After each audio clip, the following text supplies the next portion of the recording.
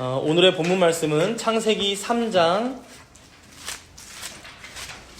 1절에서 24절의 말씀입니다.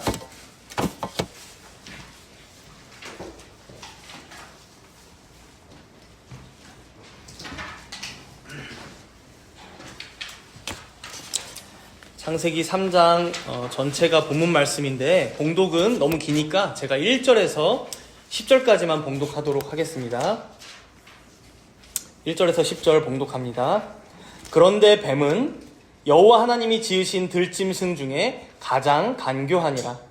뱀이 여자에게 물어 이르되 하나님이 참으로 너희에게 동산 모든 나무의 열매를 먹지 말라 하시더냐.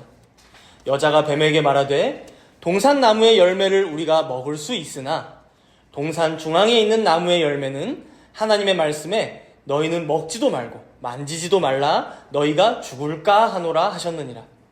뱀이 여자에게 이르되 너희가 결코 죽지 아니하리라. 너희가 그것을 먹는 날에는 너희 눈이 밝아져 하나님과 같이 되어 선악을 알 줄 하나님이 아심이니라. 여자가 그 나무를 본즉 먹음직도 하고 보암직도 하고 지혜롭게 할 만큼 탐스럽기도 한 나무인지라. 여자가 그 열매를 따먹고 자기와 함께 있는 남편에게도 주매 그도 먹은지라. 이에 그들의 눈이 밝아져 자신들이 벗은 줄을 알고 무화과 나무 잎을 엮어 치마로 삼았더라. 그들이 그날 바람이 불 때 동산에 거니시는 여호와 하나님의 소리를 듣고 아담과 그의 아내가 여호와 하나님의 낯을 피하여 동산 나무 사이에 숨은지라. 여호와 하나님이 아담을 부르시며 그에게 이르시되 내가 어디 있느냐. 이르되 내가 동산에서 하나님의 소리를 듣고 내가 벗었으므로 두려워하여 숨었나이다. 아멘. 태초에 온 만물은 하나님의 뜻대로 그의 계획대로 선하게 창조되었습니다. 그 어떤 것도 하나님의 말씀대로 이루어지지 않은 것이 없었고 그렇게 하나님께서는 그 창조된 모든 피조물들을 보시고 심히 좋았다라고 말씀하셨죠. 그 중에서도 하나님께서는 특별히 자신의 형상으로 창조했던 피조물이 있었는데 바로 사람이었습니다.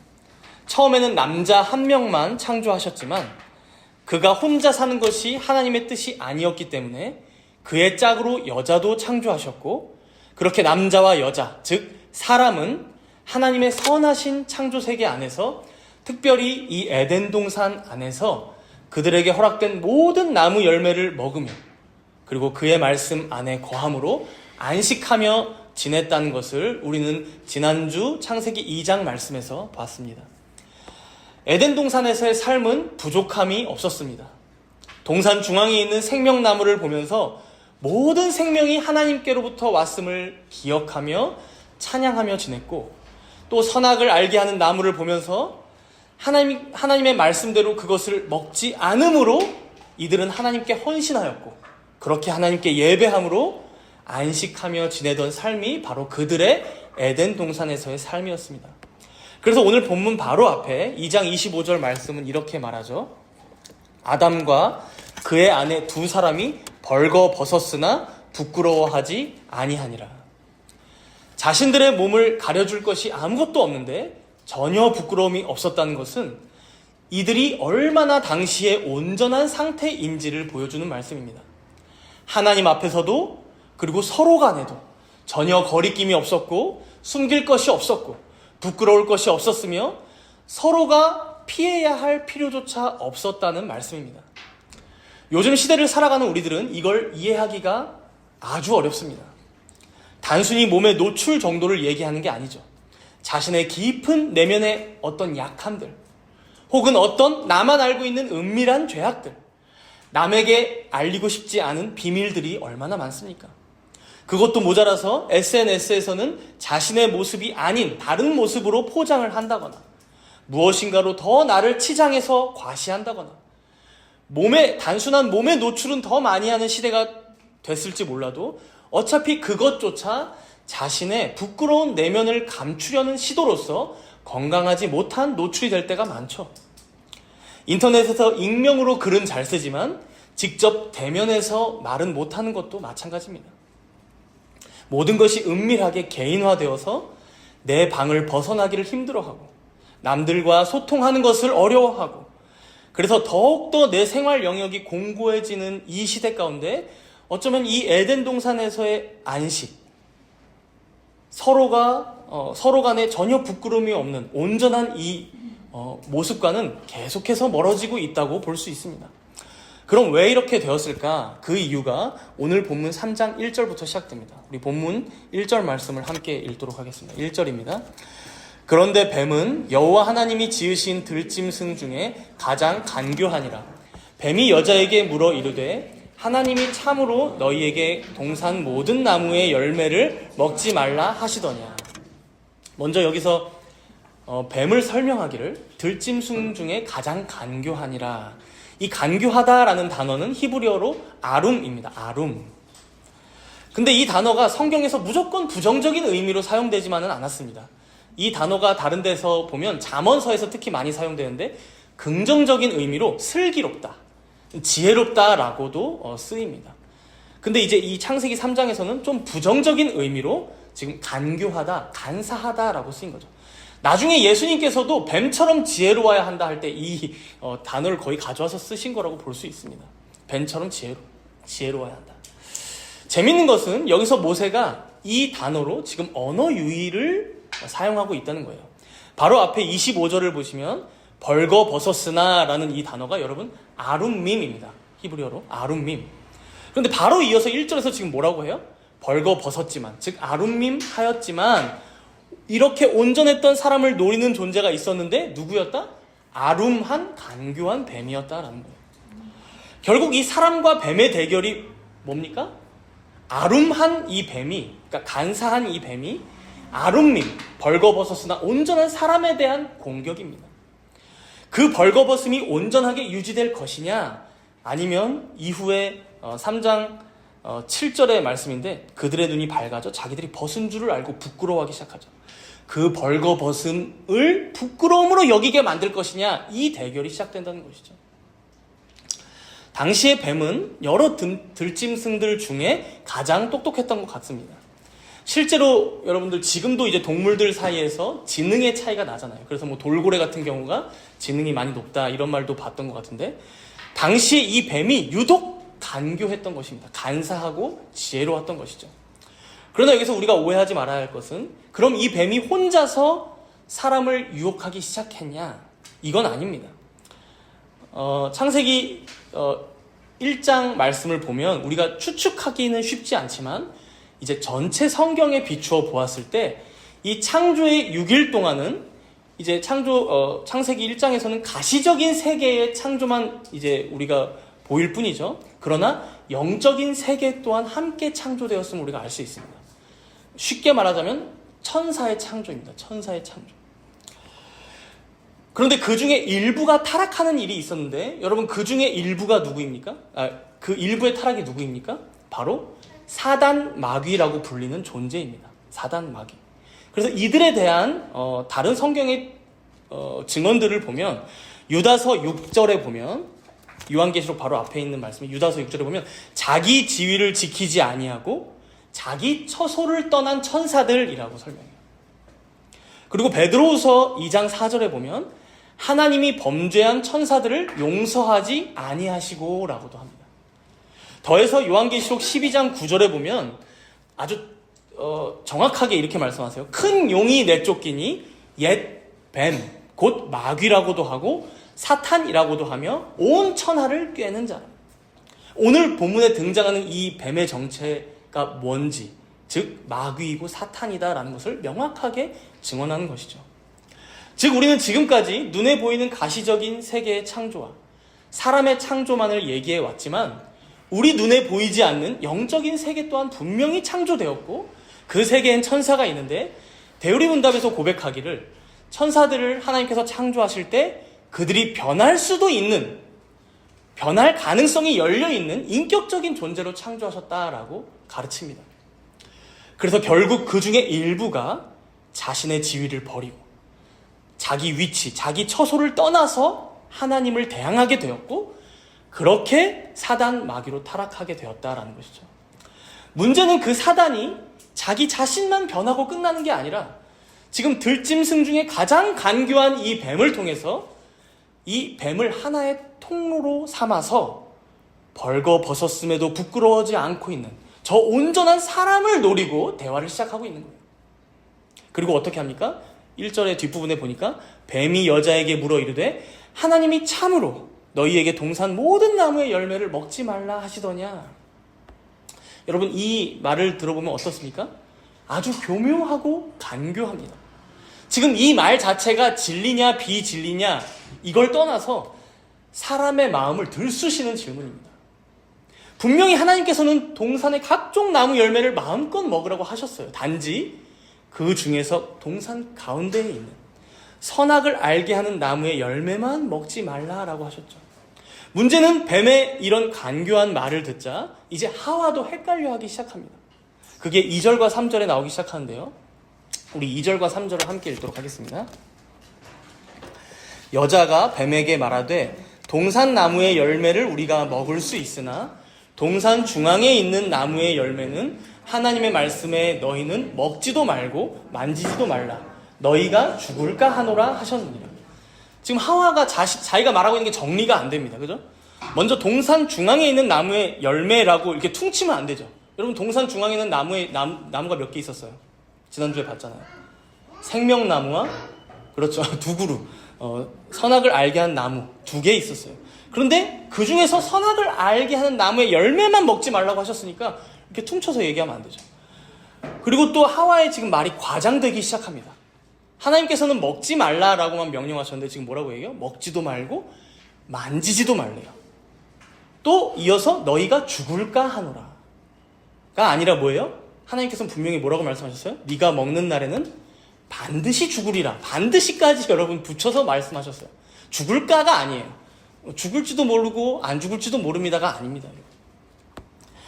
아마 이 사단이요, 하나님의 이 첫 약속을 직접 들은 건 아담이었거든요. 우리가 2장 말씀을 보면 하와의 창조 전에 아담에게 하나님께서 약속을 하십니다. 아담과 직접.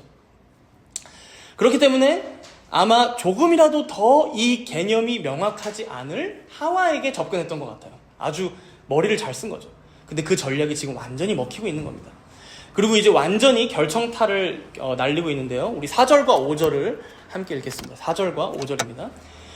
뱀이 여자에게 이르되 너희가 결코 죽지 아니하리라. 너희가 그것을 먹는 날에는 너희 눈이 밝아져 하나님과 같이 되어 선악을 알 줄 하나님이 아심이니라. 사단이 이제 완전히 전면적으로 하나님의 말씀에 반기를 들고 있어요. 대항하기 시작합니다. 자기 본연의 본질입니다. 너희가 결코 죽지 아니하리라. 사실 여러분, 이 말이요, 자기 자신이 지켜줄 수 없는 약속이에요. 보장해줄 수 없는 수표를 지금 날리고 있는 거예요. 거기다 그걸 너희가 먹으면 오히려 너희 눈이 더 밝아져서 하나님같이 될걸? 뭡니까? 지금 하나님의 궁극적인 그 마음, 그 뜻까지 의심하게 만들고 있는 거예요.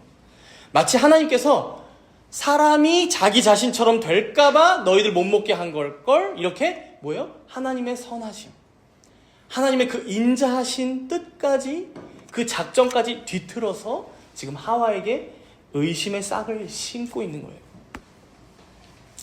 여러분, 이쯤에서 우리가 이 말씀을 처음 기록했던 모세와 또 처음 이 말씀을 들었던 이스라엘의 백성들에 대해서 우리가 좀 생각해 볼 필요가 있습니다. 이들이 탈출해서 나온 곳이 여러분 애굽 그리고 이집트였죠. 이들을 그토록 보내주기 싫어했던 사람은 누구였습니까? 애굽의 왕 바로, 이제 파라오라고 하죠. 근데 절묘한 것이 이 파라오의 왕관 중앙에 보면 항상 뭐가 달려 있습니까? 파라오의 왕관 중앙에 항상 코브라 같은 뱀이 달려 있어요. 구글에서 한번 쳐보시면 다 달려 있어요. 정말 하나도 빠짐없이. 뱀, 코브라 같이 생긴 뱀의 형상이 달려 있습니다. 고대 이집트에서는 이 뱀이 아주 신성한 동물이기도 했고 왕을 보호해준다거나 또 치료의 신이라고도 알려져 있어요. 왜냐면 독이 있기 때문에 그랬나 봐요. 그래서 지금까지도 여러분 WHO 세계보건기구 마크에 보면 뱀이 이렇게 꼬고 있어요. 어떤 막대 같은 거를. 십자가였나? 네, 이렇게 꼬고 있어요, 뱀이. 우리나라 의사협회도 마찬가지로 뱀의 형상이 들어가 있어요. 치료의 신이라서 그렇습니다. 사람들이 섬기는. 여러모로 당시에도 이 뱀이라고 하면 그런 고대 우상들의 총칭, 더 나아가서 그 파라오조차 머리에 이고 살 정도의 최고의 권력을 의미하는 우상, 동물이었다는 것이죠. 그러면 생각해 보세요. 여기 지금 창세기 3장에서 이 뱀이 등장했을 때 이스라엘 백성들이 들을 때는 어땠을까요?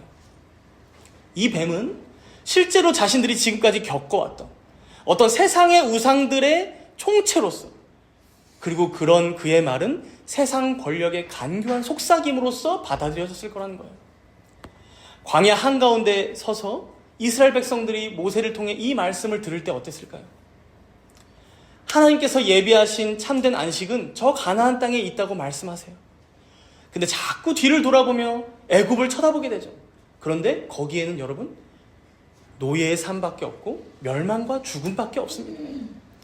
또 하나님의 말씀, 그 계명을 잘 지키는 것이 너희들에게 참된 안식이고 생명이고 이것이 바로 복이라고 말씀하셨어요. 특별히 시내산에서 모세를 통해 주신 10계명을 너희들 잘 지켜야 해 라고 말씀하셨죠. 그런데 세상은 끊임없이 무엇을 우리에게 속삭입니까? 아니야. 하나님 말씀대로 살지 말고 세상이 알려주는 대로 세상의 우상들을 섬겨야 너희들 결코 죽지 않을 거예요. 하나님의 말씀에서 오히려 너희들 벗어나야 그게 진짜 행복한 거야. 하나님이 너희들 행복할까봐 그렇게 가둬놓고 계신 거야. 여러분, 세상도 자신이 전혀 지킬 수 없는, 보장할 수 없는 그런 거짓말들을 우리에게 마구 날린다는 거예요. 근데 이스라엘 백성들이 어때요? 매번 그 우상에, 그 세상의 꾀임에 넘어가죠. 그래서 하나님을 원망하고 불평하고 하나님의 참 뜻과 의도를 저버리고 하나님을 쪼잔한 분으로 만들어버려요. 오늘 하와에게 이 뱀, 사단이 걸었던 유혹과 이 시험과 똑같다는 것이죠. 그래서 결국 어디까지 갑니까? 그 광야 한가운데에서 다 같이 애굽에서 가져나왔던 그 금붙이들 모아다가 아론을 필두로 금송아지를 만들죠. 이게 우리를 애굽에서부터 나오게 한 여호와 하나님이다라고 얘기하죠. 생명이신 그 하나님의 말씀으로부터 떠나서 내 눈에 보이는 반짝반짝한 것, 화려하고 그럴싸해 보이는 것, 그것을 가져야만 너희들 행복할 거야 라고 꼬시는 게 바로 뱀이 하는 역할이고 사단의 거짓 속삭임이라는 것이죠. 그리고 오늘 본문에서 하와 또한 이렇게 넘어가고 있는 것입니다. 우리 함께 본문 6절을 읽도록 하겠습니다. 본문 6절입니다. 여자가 그 나무를 본즉 먹음직도 하고 보암직도 하고 지혜롭게 할 만큼 탐스럽기도 한 나무인지라. 여자가 그 열매를 따먹고 자기와 함께 있는 남편에게도 주매 그도 먹은지라. 지금 하와가 세 가지 욕구에 넘어가고 있는 걸 볼 수 있습니다. 먼저 먹음직도 하고는 육체적인 욕구죠. 보암직도 하고는 눈에 보이는 거니까 시각적인 욕구입니다. 그리고 지혜롭게 할 만큼 탐스럽기도 하고, 이거는 이제 지적인 욕구죠. 내가 그만큼 탁월해질 수 있을 거야. 이걸 이제 요한 사도는 요한일서 2장 16절에서 이렇게 차례대로 표현합니다. 육신의 정욕, 먹음직도 하고죠. 먹고 싶은 거, 육신의 정욕. 안목의 정욕, 보암직도 하고. 그리고 이생의 자랑, 지혜롭게 할 만큼 탐스럽기도 하고. 이제 자랑하고 싶은 거죠. 결국 여러분, 우리가 하나님의 말씀을 어기고 그 말씀의 담장을 넘어서 자꾸 하나님을 벗어나고자 할 때가 언제입니까? 내 육신의 정욕, 내 욕심을 채우기 위해, 내 안목의 정욕, 내 눈을 더 만족시켜주기 위해, 이생의 자랑, 남들 앞에서 더 뽐내며 살아보고 싶은 그 욕구에 하나님의 말씀의 담장을 넘는 것이죠. 그렇게 여러분, 오늘 본문의 하와에게 주어졌던 이 사단의 유혹은요, 모세 시대 때 이스라엘 백성들에게도 있던 것이고, 또 사도 요한의 시대 때에도 있었고, 그리고 지금 여기 이 시대를 살아가는 우리들에게도 동일하게 날마다 찾아오는 유혹이라는 것을 우리가 꼭 기억해야 합니다. 여러분들은 지난 한 주간 어떤 사단의 유혹 가운데 살아오셨습니까? 맛있는 음식, 아름다운 옷, 멋진 자동차, 높은 세상의 지위, 여러 사람들의 칭찬과 인정. 항상 사단은 우리의 육신의 정욕, 안목의 정욕, 이생의 자랑을 자극하는 것들로 우리 앞에 덫을 놓는다는 사실을 기억하시기 바랍니다. 물론 이런 모든 것들이 다 잘못되었다. 누리면 안 된다. 그래서 고행을 하며 살아야 한다라는 것은 당연히 아닙니다. 그러나 이렇게 우리의 삶을 윤택하게 해주는 모든 것들이 하나님의 말씀에서 벗어나는 무엇인가를 나에게 요구하고 있다면, 그래서 하나님의 계명을 어기면서까지 내가 그것을 취하기 위해서 노력해야 한다면, 우리는 그럴 때에 과감하게 뒤도 돌아보지 말고 그것을 오히려 잘라내고 경계하며 멀리하는 것이 우리의 바른 대처라는 것입니다. 생각해 보십시오. 에덴 동산에는 이미 하나님께서 허락하신 각종 나무의 열매들이 풍성하게 맺혀 있었습니다. 그런데 굳이 그 선악을 알게 하는 나무 열매를 먹을 필요가 없는 것이죠. 마찬가지로 지금 우리들에게도 하나님께서는 필요한 모든 것들을 공급해 주십니다. 나는 부족하다 여길지 몰라도 일용할 양식을 날마다 채우시는 그 하나님을 신뢰함으로 그 말씀 안에 거하는 삶을 우리가 살아가야 한다는 것이죠. 그러나 오늘 뱀이 유혹하듯이 마치 하나님께서 우리에게 허락하시는 모든 것들이 내 삶에서는 너무나 부족한 것 마냥 내 마음을 헤집어 놓고 그렇게 하나님의 말씀에 의문과 의심을 품게 만들고 그렇게 하나님의 선하신 뜻을 왜곡시켜서 마치 그것으로는 내 삶이 전혀 영위가 되지 않을 것처럼, 그래서 하나님께 예배하는 시간도 아깝기만 하고 하나님의 말씀 안에 거하는 시간마저 빼서 무엇인가를 해야만 먹고 살 수 있다고 유혹하고 결국 그것을 믿게 만드는 이러한 방식이 바로 오늘날 우리를 유혹하는 이 뱀의 거짓말이라는 것입니다. 더 많은 것을 가져야만, 더 높은 자리에 올라야만 행복할 수 있다고 우리를 속여서 정작 가장 중요한 것, 하나님과의 관계 혹은 가족 간의 사랑, 성도 간의 복된 교제의 삶을 놓치며 살아가고 있지는 않은지 우리 모두가 되돌아봐야 한다는 것입니다. 물론 이 한국에서 특히나 현재 30대, 40대로 살아간다는 게 참 어깨가 무겁죠. 가정도 책임져야 하고 아이들도 키워내야만 하고 우리가 다니는 직장에서도 인정받아야만 합니다. 아직 미혼인 청년도 마찬가지이죠. 학업, 취업, 미래에 대한 불안감으로 하루하루가 벅찰 때가 많을 것입니다. 그러나 잠시 멈춰서서 생각해 보십시오. 그런 중에라도 우리가 진정 추구해야 할 복된 가치는 무엇입니까? 세상이 말하는 성공과 행복이 진정 전부입니까?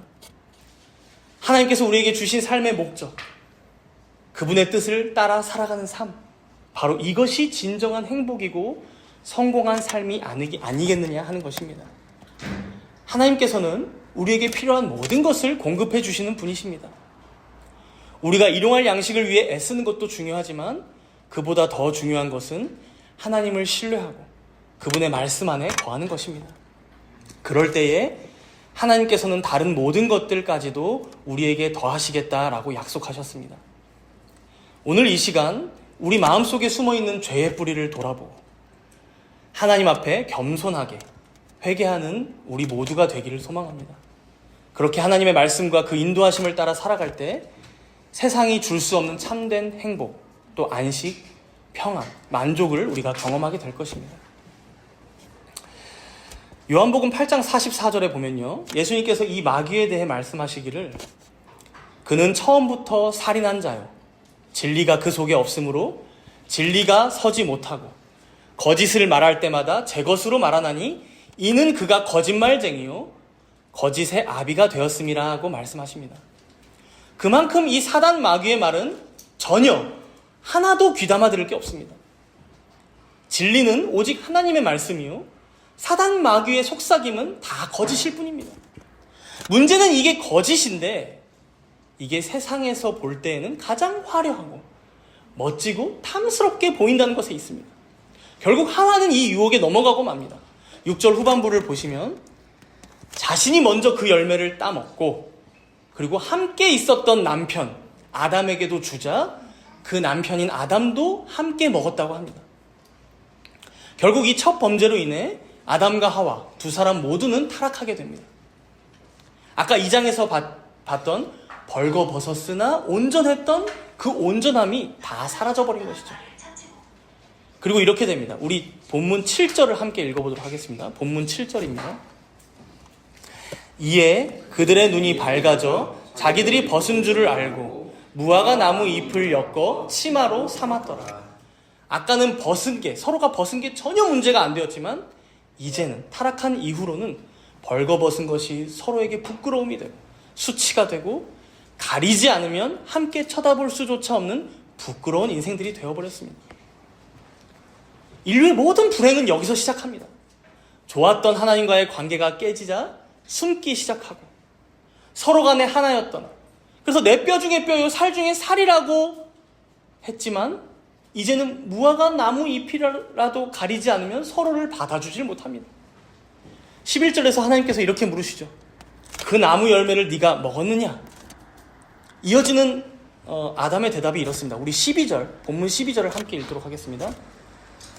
아담이 이르되 하나님이 주셔서 나와 함께 있게 하신 여자 그가 그 나무 열매를 내게 주므로 내가 먹었나이다.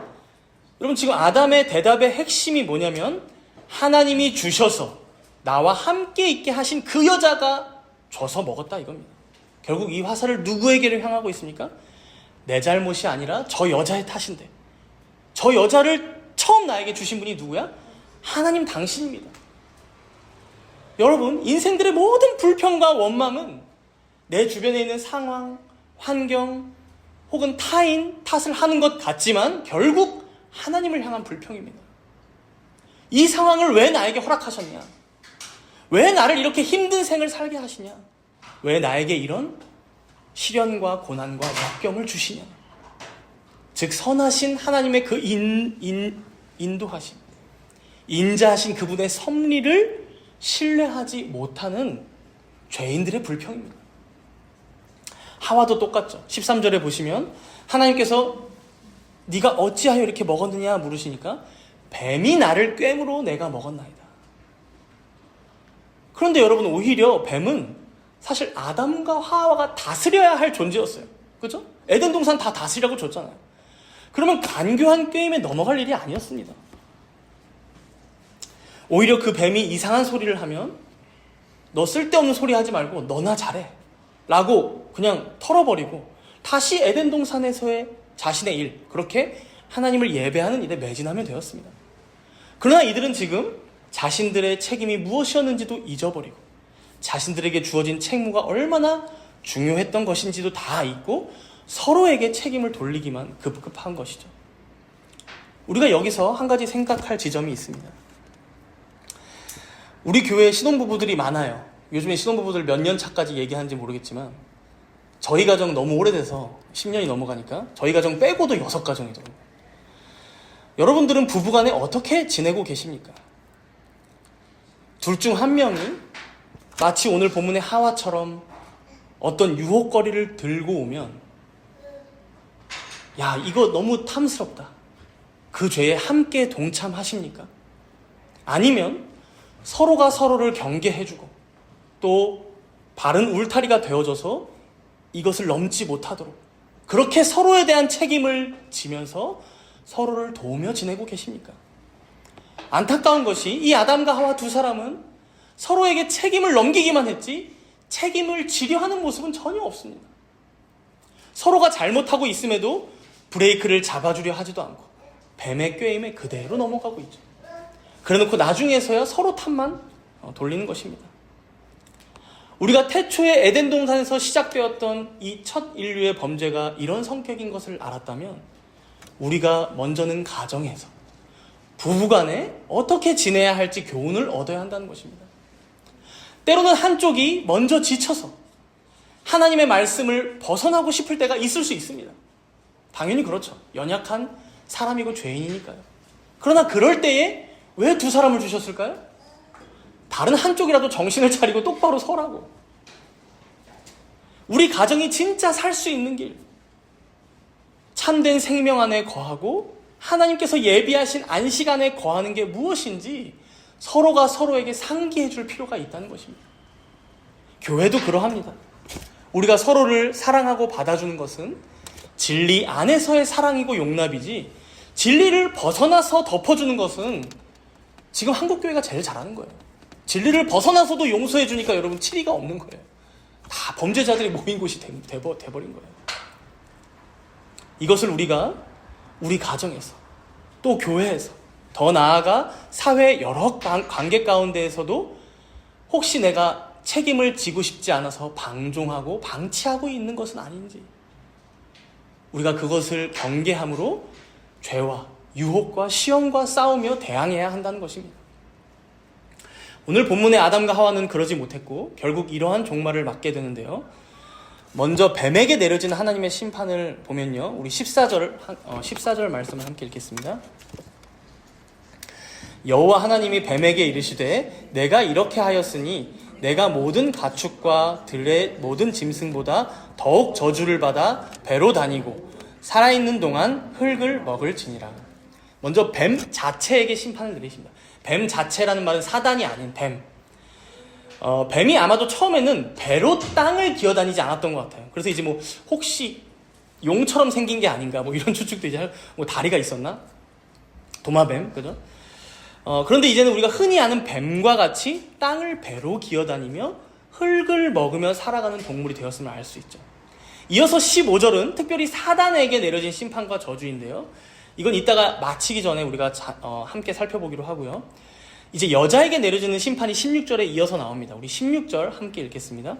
또 여자에게 이르시되 내가 내게 임신하는 고통을 크게 더하리니 내가 수고하고 자식을 낳을 것이며 너는 남편을 원하고 남편은 너를 다스릴 것이니라 하시고. 여러분, 사실 여자가 아이를 낳는 것, 이 출산 그 자체는 저주가 아니었습니다. 우리가 1장 말씀에서 보면 알 수 있듯이 하나님께서는 이미 사람에게 너희들 생육하고 번성하여 땅에 충만하라고 말씀하셨어요. 이들이 죄를 짓지 않았어도 여자는 아마 임신하고 출산을 했을 거예요. 그러나 첫 범죄 이후에 이것이 저주가 된 이유는 그 임신과 해산의 이 모든 과정이 여자에게 너무도 큰 고통이 되었다는 것입니다. 몸과 마음의 고통을 다 포함한 것으로 보여지는데요. 임신해서 고생한다고 남편이 알아줍니까? 힘들게 내가 아이 낳고 집에서 양육하고 키운다고 누가 수고했다고 말이라도 친절하게 해줍니까? 남는 건 내 부른 몸이고 산후 우울증이고 고통만 남게 될 것이다 라는 저주입니다. 더해서 너는 남편을 원하고 남편은 너를 다스릴 거야 라고 하는데, 여러분 이것도 처음엔 저주가 아닌 내용이죠. 남편을 원하는 게 뭐가 잘못됐습니까? 그렇죠? 당연히 원하는 것입니다. 그리고 남편이 다스리는 것, 창조 질서 안에서 당연한 것이었습니다. 이 다스림 안에서 오히려 여자는 만족과 행복을 누렸습니다. 에덴 동산에서. 그런데 이제 어떻게 됩니까? 서로가 죄를 짓고 난 후에는 이것 자체가 고통이고 저주가 된다는 것입니다. 처음엔 자기 보고 내 뼈 중에 뼈요, 살 중에 살이라고 프로포즈를 멋지게 했다가 이제는 뭐라고 합니까? 하나님이 주신 저 여자 때문에 제 인생이 괴롭습니다 라고 얘기합니다. 얼마나 이게 모순입니까? 이런 무책임한 남편의 아내가 되는 것, 즉 이 부부관계를 포함한 모든 인간관계가 어그러지는 것을 보여줍니다. 이어서 남편에게 주어지는 심판과 저주인데요. 17절을 함께 읽도록 하겠습니다. 17절. 아담에게 이르시되 내가 내 아내의 말을 듣고 내가 내게 먹지 말라 한 나무의 열매를 먹었은즉 땅은 너로 말미암아 저주를 받고 너는 내 평생에 수고하여야 그 소산을 먹으리라. 두 가지 저주가 나옵니다. 하나는 아담 때문에 땅이 저주를 받는답니다. 무슨 말입니까? 이전까지 에덴 동산은 그냥 두면 알아서 자랐어요. 그러니까 저주가 아니었어요. 원래 알아서 열매 맺고 모자랄 게 없고 풍족했어요. 그런데 이젠 어때요? 18절에 더 자세한 내용이 나오는데 땅이 내게 가시덤불과 엉겅퀴를 낼 것이다. 가만히 두면 이제는 선한 게 나오지 않을걸? 땅을 갈아주고 비료를 뿌려주고 잡초를 때가 되면 뽑아주고 물을 줘야만 땅이 겨우 열매를 맺을 거야. 그러니 당연히 이어지는 저주가 나오죠. 너는 네 평생에 수고하여야 그 소산을 먹으리라. 수고로운 노동이 아니고서는 먹고 살기 힘들다라는 거예요. 19절에 보니까 죽을 때까지, 흙이 될 때까지 네 얼굴에 땀을 흘려야 먹고 살 수 있어. 네 가정을 건사시킬 수 있어. 여러분, 지난 한 주간도 여러분들 일하기 참 힘들었죠? 그렇죠? 치열했죠? 그런데 여러분만 힘든 게 아니에요. 아담 이후로 모든 인류가 일은 힘들어요, 여러분. 아담 이후로 모든 인류가 수고해야 하고, 고민해야만 하고, 마음에서 갈등하고, 타인에게 상처받고, 그렇게 치열하게 내 직장에서 일을 해야만 겨우겨우 먹고 살아간다. 이게 타락한 인류에게 주어진 숙명이라는 것입니다.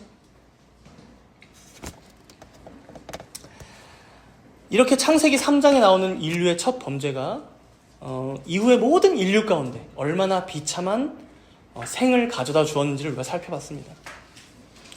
여러분, 가끔 우리는 왜 이렇게 인생이 힘들지? 살아간다는 게 왜 이렇게 버겁지? 라는 의문을 가질 때가 있어요. 그런데 여러분, 오늘 창세기 3장의 말씀을 보십시오. 죄인된 인생은 본래 괴로운 것입니다. 아담과 하와가 에덴 동산에서 범죄하여 타락한 그 순간부터 모든 인생들은 비참한 생을 살기 시작했습니다.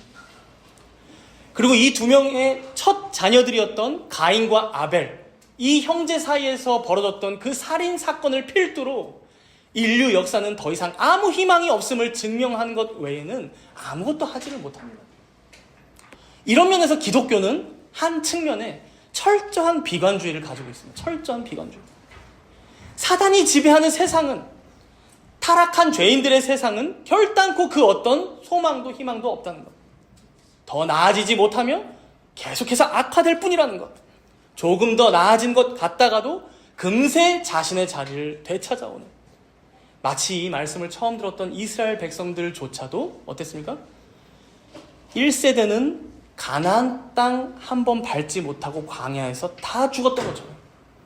우리의 위치는 바로 그 타락의 자리에 있다는 것입니다. 그러니 여러분, 세상이 괴롭다고, 내 인생이 왜 이렇게 힘드냐고 의아해할 필요가 없습니다. 그게 당연한 우리의 자리이기 때문입니다. 그렇다고 해서 또 처음 범죄했던 이 아담과 하와도 원망하지 마시기 바랍니다. 우리 자신이 지금까지 내 인생을 어떻게 살아왔는지를 되돌아본다면 우리도 그와 똑같은 죄인임을, 아니 그보다 더한 죄인임을, 그렇게 육신의 정욕과 안목의 정욕, 이생의 자랑에 매여서 이 일평생을 하나님께 원망과 불평 가운데 지내왔음을 인정하지 않을 수 없을 것이기 때문입니다.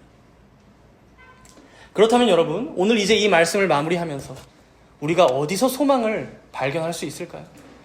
이렇게 죄로 점철된, 비참함으로 가득한 이 인생 가운데 과연 무엇이 소망이 될 수 있을까요? 오늘 본문 8절을 보시면 아담과 그의 아내는 범죄한 이후에 바로 숨어버리고 맙니다. 동산 나무 사이에 숨은지라 라고 말씀하죠. 범죄로 인해 자신의 벌거벗음이 부끄러워진 인생들의 유일하게 취할 수 있는 행동입니다. 그러나 여러분, 바로 이때에 하나님께서는 어떻게 하셨습니까?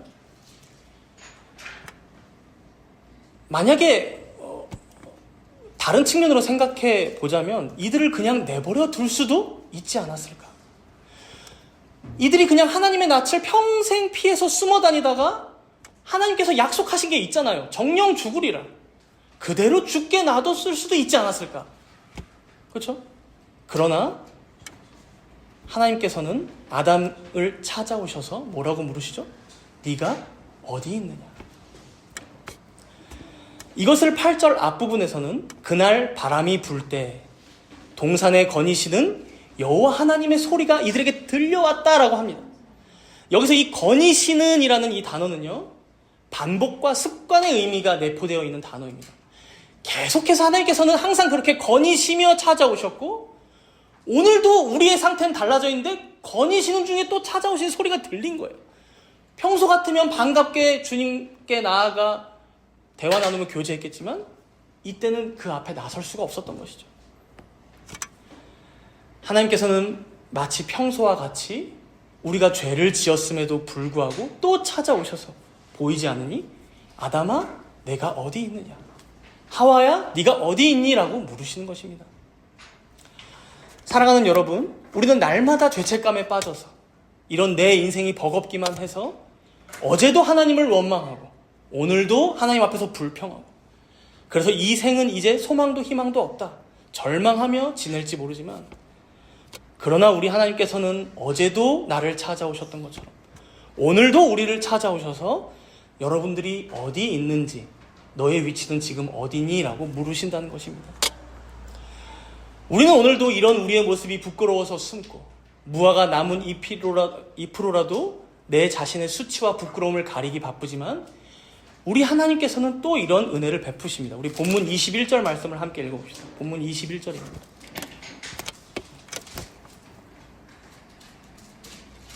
21절 말씀입니다. 여호와 하나님이 아담과 그의 아내를 위하여 가죽옷을 지어 입히시니라.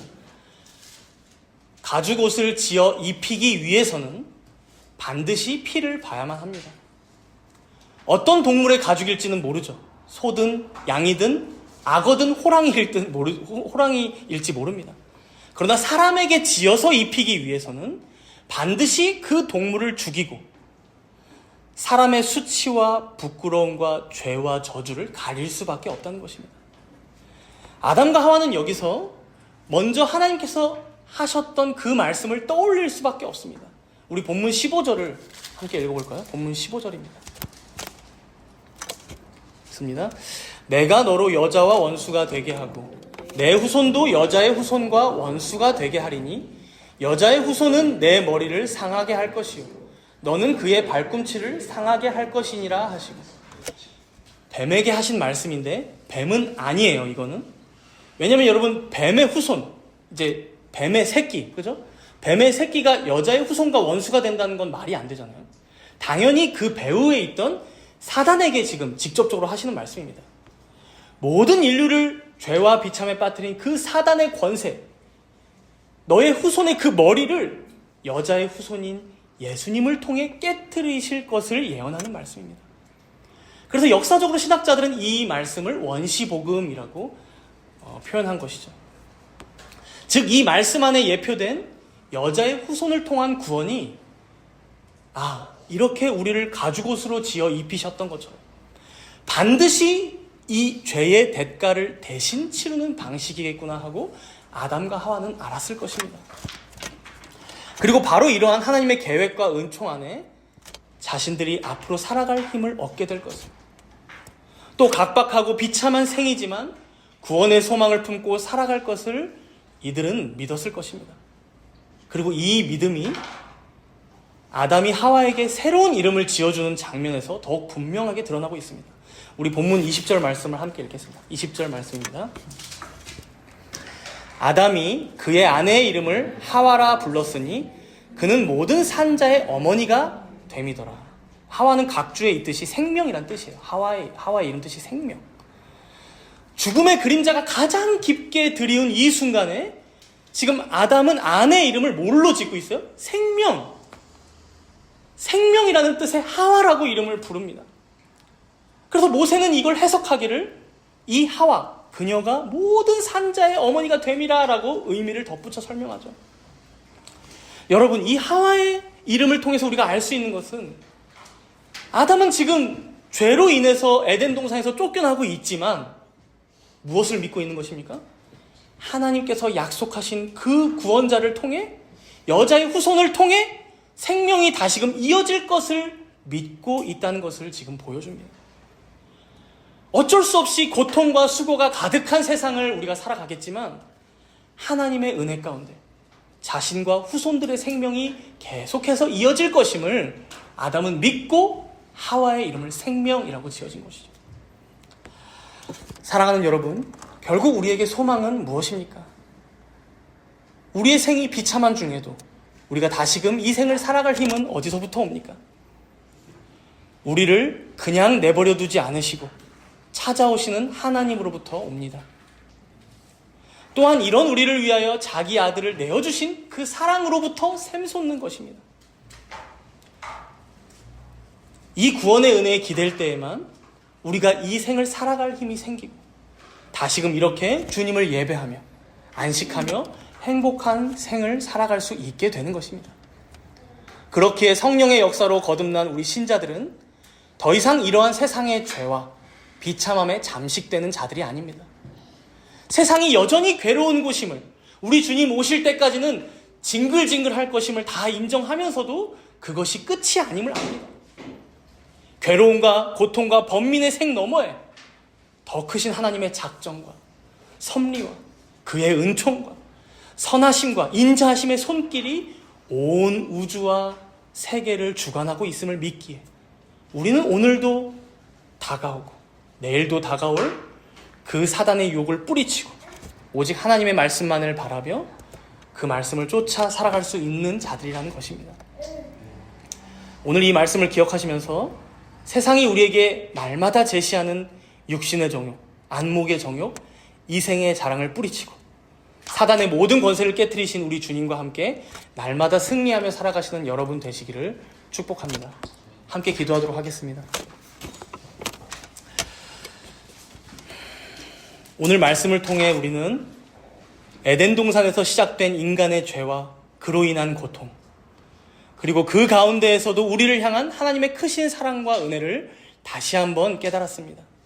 이 시간 잠시 주신 말씀을 붙들고 함께 기도하도록 하겠습니다. 먼저 우리 안에 있는 죄의 뿌리를 돌아보며 하나님 앞에 겸손히 회개하는 시간을 갖도록 합시다. 세상의 유혹에 넘어져 하나님의 말씀을 다 잊고 살았던 시간들, 하나님보다 세상을 더 사랑했던 우리의 모습을 회개하며 다시금 주님 앞에 바로 서기를 간구하겠습니다. 또한 우리의 연약함에도 불구하고 변함없이 우리를 사랑하시고 독생자 예수 그리스도를 통해 구원의 길을 열어주신 하나님께 감사하는 기도로 나아가겠습니다. 예수 그리스도의 십자가의 은혜를 붙들고 날마다 그 안에서 살아가는 우리들 모두가 되게 해달라고 우리 잠시 동안 조용히 함께 간구하도록 하겠습니다.